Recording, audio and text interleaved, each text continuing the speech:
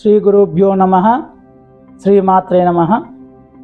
ఇప్పుడు మనము మహాలయ పక్షం అంటే ఏంటి మనం ఇప్పుడు తెలుసుకుందాం. మహాలయ అమావాస్య అంటారు, పితృపక్షం కూడా అంటారు. ఈ సంవత్సరం అనగా సెప్టెంబర్ 18వ తేదీ 2024 సంవత్సరం నుండి అక్టోబరు 2వ తేదీ 2024 రోజున మహాలయ అమావాస్య ఉంది.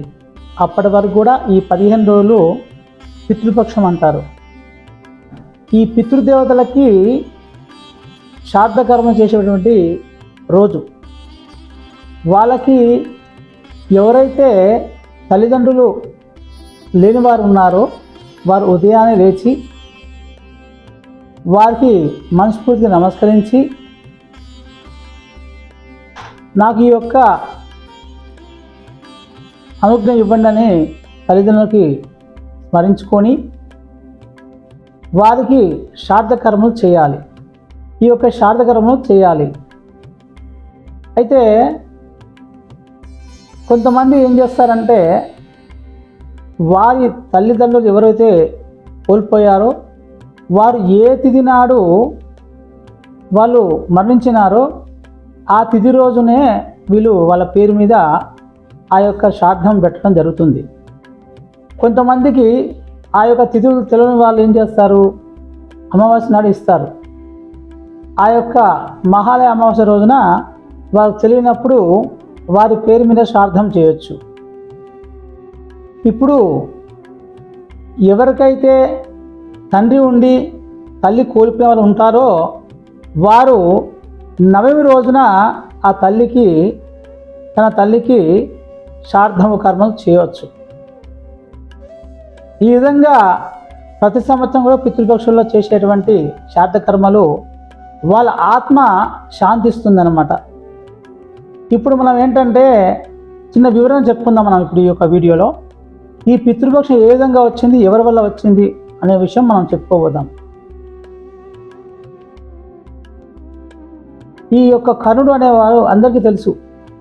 ఈ కర్ణుడు దానశీలి, దానగుణం కలవాడు.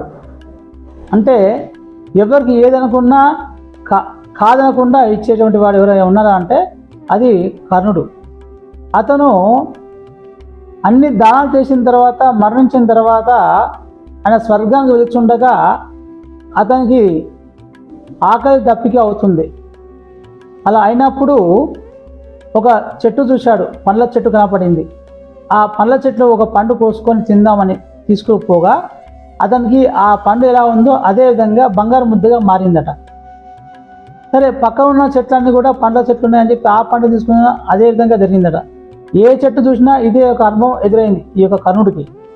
సరే, ఇది ఇలా కాదని చెప్పేసి కనీసము దాహంగా ఉందని చెప్పి నీళ్ళు తాగదని చెప్పి పక్కన చూస్తే కోనేరు ఒక సెలేరుగా పోతుందట.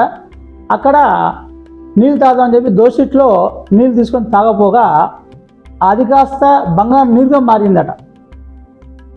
నేనేం తప్పు చేశాను, ఈ విధంగా జరుగుతుందని చెప్పి అలాగా మనసులో ఒక విధమైనటువంటి బాధ కలిగిందట కర్ణుడికి. ఇంతలో కొన్ని ఆకాశం నుంచి కొన్ని మాటలు వెలువడ్డాయట అతనికి. కర్ణ, మీరు బంగారము దానధర్మ చేశారు, చేతికి ఎముకలు లేకుండా మీరు చేసేటువంటి దానాలు కూడా బంగారము వెండి ఆ విధంగా మీరు అందరికి దానదత్వం చేసినట్టుగా అలా దానాలు చేశారు. ఎప్పటికీ ఎవరికి కూడా ఆకలితో ఉన్నటువంటి వారికి పట్టెడు అన్నం పెట్టలేదు మీరు అని చెప్పేసి ఆకాశం మాట వెలువడ్డాయట. అలాగే తన తండ్రి అయినటువంటి సూర్యభగవానికి నమస్కరించి ఆ యొక్క తండ్రి గారిని ప్రాధేయపడగా ఆ యొక్క ఇంద్రుడు దగ్గరికి పంపించాయట. ఆ ఇంద్రుడు ఆ యొక్క కర్ణుడికి ఒక మహా గొప్పైనటువంటి వరం ఇచ్చాయట. మీరు భూలోకానికి వెళ్ళి అక్కడ అందరికీ అక్కడ ఎవరికైతే అన్నం లేదో, ఎవరైతే పేదలు ఉంటారో వారికి అన్నదానం చేసి పితృకార్యక్రమం పితృదోషం ఉన్నటువంటి వారికి తర్వాత ఆ యొక్క శ్రాద్ధ కర్మలు చేసి మళ్ళీ తిరిగిరా అని చెప్పి పంపించాట భూలోకానికి. ఆ యొక్క భూలోకం వెళ్ళిన తర్వాత అక్కడ ఎవరికైతే అక్కడ పట్టెడు అన్నం లేదో వాళ్ళందరికీ పిలిచి దానధర్మం అంటే అలాగ అన్నదానం చేసేసి వారికి అన్నసంతర్పణ చేసి తర్వాత బంధుమిత్రులకు ఆ యొక్క పితృదేవులు అందరూ కూడా శ్రాద్ధకర్మలు ఆ యొక్క చేసేయట. అలా శ్రాద్ధకర్మలు చేసి తిరిగి మళ్ళీ ఆ యొక్క స్వర్గానికి వెళ్ళాయట. అలా వెళ్ళిన తర్వాత కూడా అప్పుడు అతనికి నివృత్తి అయిందట ఇదంతా కూడా. అయితే ఈ కర్ణుడి వల్లనే మహాలయ అమావాస్య వచ్చింది.